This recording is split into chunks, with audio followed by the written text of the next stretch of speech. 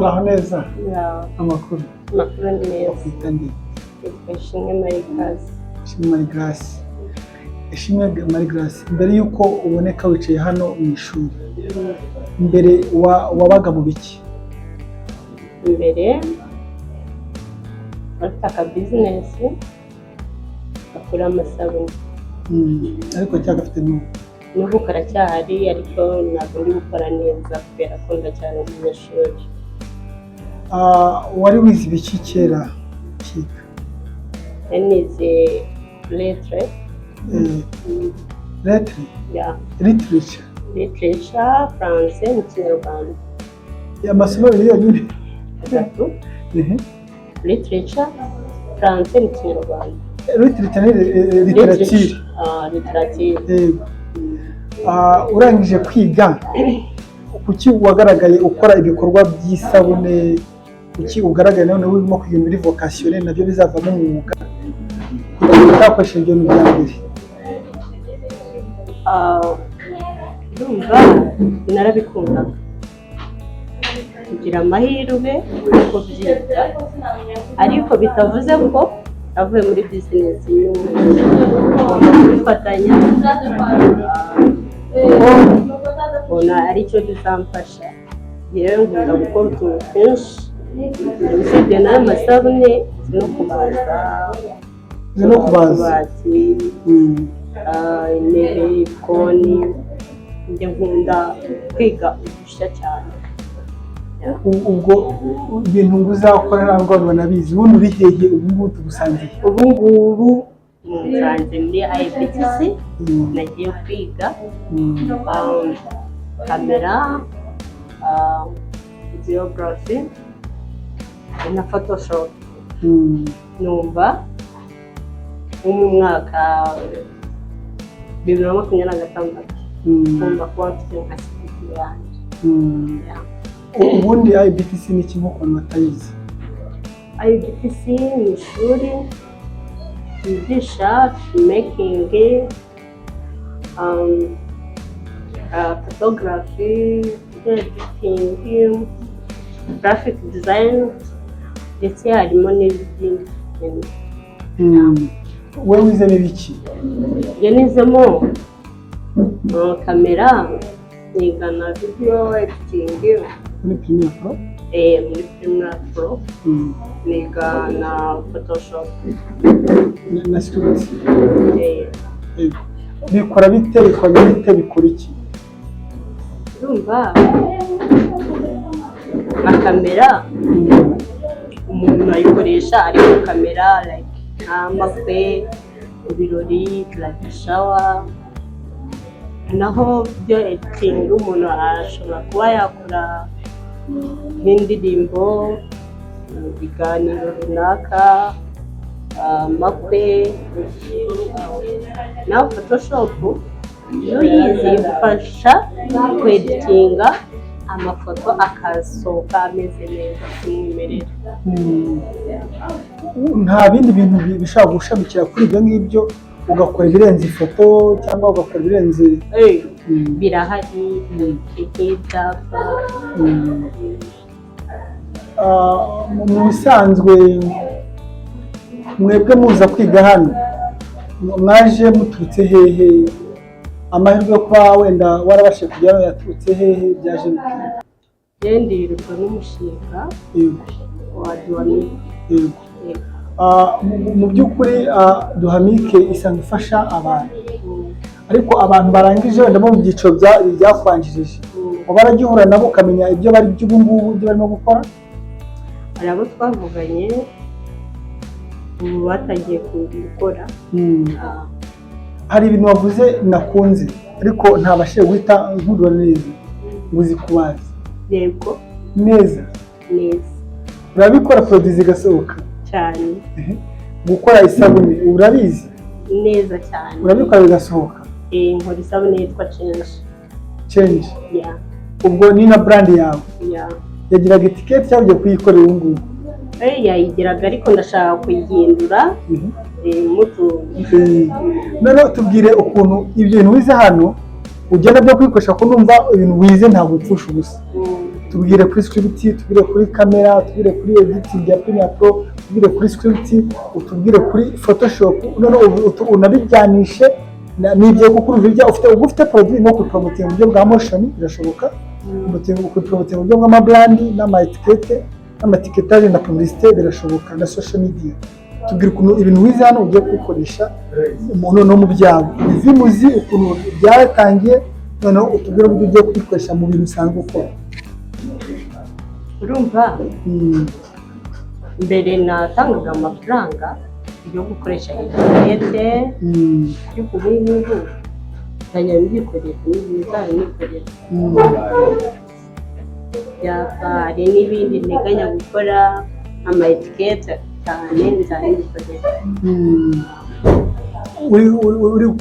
Urimo wiga hano abantu baho bakwakira gute, abarimu bagufashije gute, wabaha gute, ubashatse kuvuga ngo bahe amanota, wabaha amanota ku rwego rungana gute mu buryo bwo gukurikirana kugira ngo nyine ube umuntu nyamuntu waguye nyine urwego rwo kukuyaringa no kukubaka mu buryo bwa psychologique rumeze rute?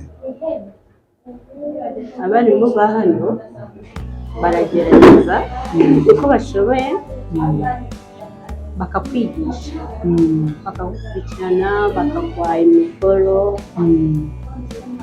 kandi bagerageza kwigisha mu rurimi rumwe. Igihe ngiye kubaha nk'amanota ku ijana nabaha nka 92.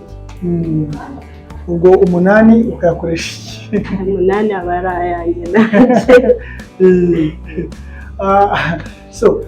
None ku kijyanye n'uburyo bw'amapolitike yabo arimo kwaka n'amatelefoni, kuza no gukererwa no gusiba, binabangamiye ibibazo bamusaba mutwe muva mwagombye ko ibyo mudefanda, byagufashije iki mu bijyanye n'ubumenyi bagombaga kwiga? Byanamfashije cyane kuko niyo umuntu afite telefone abarangara cyane, ari muri telefone agiye kwitaba baramuhamagaye message ikibwira mu byanje cyane. Jewe byamfashije kugafashaho. Nibyo byonyine mwahuriranye? Nibyo byonyine wacakiranye nabo abayobozi ba muri IBTC? Usibye ko ngiye naranabikoze kwambura telefone ko byaramfashije cyane, byatumye nkurikira. Ku bijyanye nabo basubizeho bakererewe, mbese izo mpamvu zose y'amapolitike, mbese ubundi batubwira kuri za piliye enye za nkingi biyegamira n'icyo zimara mu by'ukuri muri psychology y'umunyeshuri no mu kubakirwa kwe. Urumva mu gukererewe usanga mwarimu ageze biragorana ko uhita wisanisha n'abandi aho bigeze. Ubwo gusiba nabwo ugatakara. Ibi bintu twiga bisaba ngo ubu hari kurikirana, ukore research, ukore ama exercice cyane, kuko iyo utabikoze ukagenda urize uratashye ukagera aho ngaho akenshi uhita ubyibagirwa. Bisaba ngo ubyige unakore ama exercice. Ni ibihe bihe wakunze, ni exercice wakunze igihe wigaga? Exercice gukoresha kamera. Ese umuntu wakugira ngo wigishe kamera wavuga n'ibiki kuri kamera? N'abadukurikiranye bazi ko kamera nk'ijambo gusa. Ubundi iyo umuntu agiye gufotora ni icyo abatekereza, ni icyo abareba, ni icyo abireba, icyo asetinga, mbese dusa nk'utwigisha kamera. Urumva kamera ni igikoresho kigufasha gufata amashusho, amajwi n'amafoto. Gusetinga kamera harimo gusetinga icyitwa ngo speed, aperture, ISO, balance nawe balance. Bifasha kumanaginga urumuri. Bisa nk'ubidusobanura ku buryo umuntu wenda nawe uzi photography yakumva koko wabyize kandi wanabikora. Mbese iyo ufashe appareil body iri hariya lenzi iri hariya, batiri hariya, n'umurikazi iri hariya, duteze kamera yose yahize utangire unayifungure, nurangiza urebemo bitewe na weather n'ibihe bihari, nawe urimo kwiruka, mbese udukore ishusho y'ukuntu uba utekereza theoretically, uko ubitekereza theoretically nk'umuntu wabyize, n'uburyo ugiye kubona ishusho imwe kandi ifoto rimwe ritagira irya kabiri. muri make mbateranyirize kamera yose. Kamera igizwe n'ibice bibiri, harimo lens na body. Body ni igice cya kamera, lens ni nk'ijisho. Iba ifite bateri ikata ijyaho ibyo wafotoye, ukagira aho ucomeka nka mikoro, ekuteri, caji, ukagira n'ikindi bita ngo fidilite. Fidilite ikigufasha ikongera urumuri nk'ahantu wenda nko mu mwijima, igufasha kugira ngo ubone ishusho ryiza rigaragara.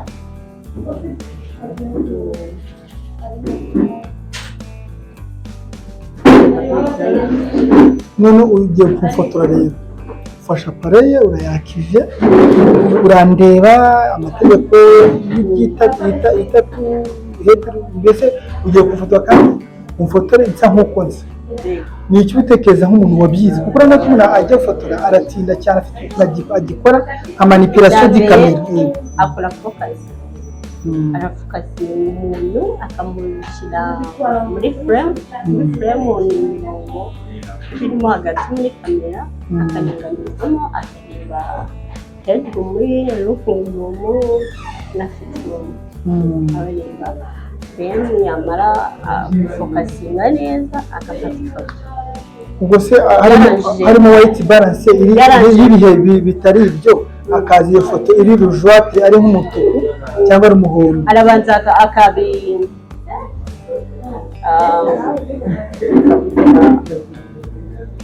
akabishyiramo ari ibipimo biba byaragenewe. white balance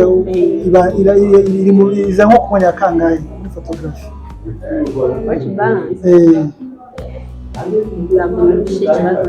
white balance nka fonction iba muri kamera iza nko kumenya kangahe. Yewe imbere na mbere hanze kureba apaca, akurikizaho ISO, ngashyiraho shutter speed, then nkabona gusetinga. Urakoze kutwigisha gufotora. Noneho ni ibihe bintu uvuga ku ishuri wigamo bijyanye na aho wigira ubona hameze hate? Ese ubona mu buryo bwo kukomfortabiliza, kumva nyine ubona n'ibikoresho ugakora bimeze bite? Urumva ahantu niga nta kibazo cy'ibikoresho. Uriga ukiga teori, akabikwigisha, wamara kwiga isaha ikurikiyeho ugahita ukora na pratique. Urumva biba byoroshye ko wahita umenya cyane. Ku kintu kijyanye n'ababyeyi n'abana bari muri za vacances, ni icyo bababwira nk'uko ubutumwa bwo kubakundisha ibintu, ariko natubwire no ku mafaranga. Hari abantu bagenzi bavuze ko batangiye no kuyakorera n'abazi kuko uri umuyobozi wabo. Amafaranga ubundi muri uno mwuga ati amafaranga araboneka, ariko bisaba nyine marketing, bisaba umwanya, ntabwo washyiramo buri ngingo kugerageza nyine ushakisha. Ni ikihe kibazo kindi gira n'inama b'ababyeyi n'abana bari za segonderi bakeneye wenda kugira n'umwuga batawufite? Ibi bintu ni byiza, njye nabashishikariza igitondo, ntabwo kiba igihe kandi ugahita utanga akazi nawe. wabyize igihe kingana gute? Amezi 3. Urabizi se? ndabizi Neza. neza Ushaka kubikora bidagusabye kujya gukora za internship? yego nabikora. Noneho ni icyo uvuga ku bana b'abakobwa babyiga ya urumva muri iki gihe abakobwa babyiga baracyari bakeya, bagerageze batinyuke, ni byiza kandi ntekereza ko utakomeza iyo byiza ukagenda ukabijyanisha mu rugo rwose tunabyibwira. ni umwuga se umuntu ashobora kwiga ukwezi kumwe agahita ajya no gukorera bigahita binarangira agahita abona amafaranga? Byakunda. Ubusanzwe wabyiga uturuka hehe? nabyiga nuka ku Miyenzi. Hari amakuru waba uzi yuko abantu bashobora kubyiga online baciye muri platform? Nabyo birakunda kubyigira online, birakunda cyane rwose. Umunyeshuri wawe wari intama yawe wari ubereye umuyobozi wagiye kwiga online, hari amakuru yagiye umenya ibyo barabikurikiranye? Yego. Witwaga nde? Urabanza.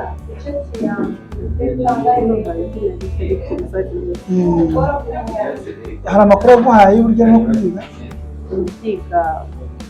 Yabwiye ko biri kuza, icyo aba akeneye ari ugukora ama exercises n'amasa. Ubwo ni icyo kibazo wifuza ko twazakwaza ubutaha ubwiza amahirwe yo kongera kubura natwe? Nifuza ko wenda bazambariza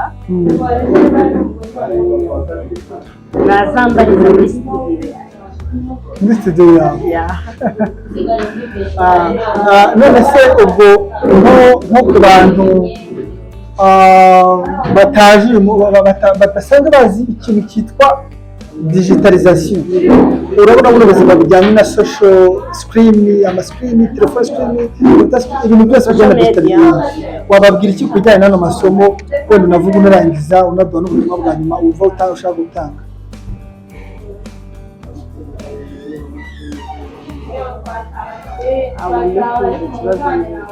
Ngo turi mu isi ya digitalization, urabyemera? Urabona ko bishobotse ubu abantu baba bakuzi uramutse ukoresha social media cyane, kandi social media zikenera design, social media zikenera ubwiza bwo kujya ifoto, social media zikenera video, social media zikenera. Ese ni icyo tubwira kuri bino bintu byigishwa ugereranyije n'ibindi bintu biri analogique nyine bidashobora gutrendinga vuba cyane? Noneho birimo akazi ku muntu wadukurikiranye. Ni gute rero byaguhindura ubuzima? Bitubwire uko biri na digitale, bishobora no kumenyekana ahantu hose, umuntu akakora tuzi cyangwa ukamenya ibyawe. Ni gute ibi bintu ukora bino bizi wahita unabizamurira muri systeme digitalize abantu bakayaproduce kandi utavuye ku kamonyi? Birakunda cyane, gukoresha imbuga nkoranyambaga, amasosho media cyane birakunda. Ndashaka ngiye gufungura YouTube channel, nkabona nabigisha.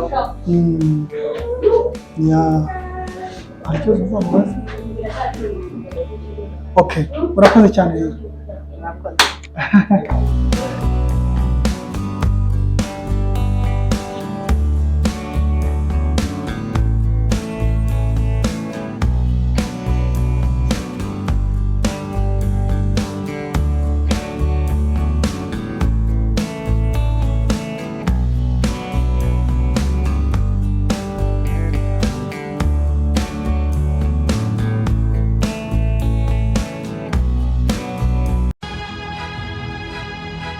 Mu bihumbi 2012 ubwo hatangiraga ishuri rya IBTC Film and Design School ryigisha gufata amashusho, gufotora no gukora film, nta watekerezaga ko byagera ahangaha hose. Ubu abarisohotsemo bayoboye uruganda rw'amashusho aha mu Rwanda no muri East Africa, n'abakozi b'amateleviziyo, niba rwiyemezamirimo, bafite n'ibindi byinshi bakora. Abangabo bose bigaga bicaye mu ishuri imbere ya mwarimu. Ubu noneho IBTC Film and Design School yabise ku rundi rwego, iri kwigisha benshi vuba kandi neza kurusha mbere. impamvu ni uko ubu bakoresha ikoranabuhanga ryo kwigishiriza kuri internet online. Murakaza neza ku rubuga rwa IBTC akanyerezo e-learning.com cyangwa se ukanayibona unyuze ku rubuga rusanzwe rwa IBTC Film School. Ibyiza by'iyi porogaramu ni uko ihendutse kurushaho, ukigira aho uri hose ku isi kandi ukigira igihe cyose ushakiye. Kwiyandikisha nabwo unyura kuri IBTC akanyerezo e-learning. Duhamagare kuri 0788 54 302 na 07 28 54 302. Umwihariko w'aya masomo nuko noneho IBTC bari kwigisha ubukanishi bwa moto ku buryo ishwanyaguza ugashyira hariya ukongera ukayiteranya mu kanya nk'ako guhumbya, kandi ibi byose biri online. Ese we babasore bawe babona akazi bakirangiza umwe mukuru atukanshakira amafaranga ngacuruza ingaye murumuna we ati nge nyihera make nge muri IBTC kwiga film making. Ubwo uzi byabaye nyagucuruza amafaranga murumuna we wiyigiye umwuga ubu no mukire ni utunze imiryango ngo uzashobora hanze. IBTC Film School ni kwa Rubangura muri etaje ya 4 mu muryango 406. Wanahamagara 0788 bitize ukajya ku rubuga wa3.ibtcfilmschool.com. ariko akaga kabaho rwose. Ubwo uzi wa muhungu wanyiciye amafoto uko ambwiye ngo rekamo amafaranga ngo twongere dukodesha imyenda y'abageni ngo nawe yongera dufotore nkaho birimo kuba. Hanyuma se ubwo gitifu muramuhamagara nawe muri iyo kinamicora suko kandi ubundi nakubwiye ntibishinge IBTC rwose nibo bahanga mu gufotora ibirori. Sinzi niba uri kumva karite byikorewe n'abarimu babyigisha. IBTC uyu ni wa mwarimu usobanutse ku mashusho bigashimangirwa n'abo yareze bahagaze neza ku isoko ry'umurimo. IBTC byayiteye ishema iti byiza bikeneye akanyuzo ituzanira IBTC production. Ariko tekereza umutoza wo guhamiriza yigiriye mu mudiho aho nabwo ashakisha. Ushaka filime documentaire ikoze kinyamwuga, urifuza ubutumwa bwamamaza ibikorwa byawe bikaba kimenya bose, egera IBTC production. Kimwe nawe ufite ibirori wifuza ko bitazibagirana cyangwa uri umuhanzi ukeneye clip y'indirimbo, nibavuga IBTC production uzumva ifoto ikeye ya yindi yivugira iwabo wa graphic design na web design. Ibi byose kandi bigakorwa bitakugoye mu giciro mu kanya nk'ako guhumbya. IBTC production ni Kigali kwa Rubangura muri etaje ya 4 mu muryango wa 406. Wanahamagara kuri 0788 55 80 94.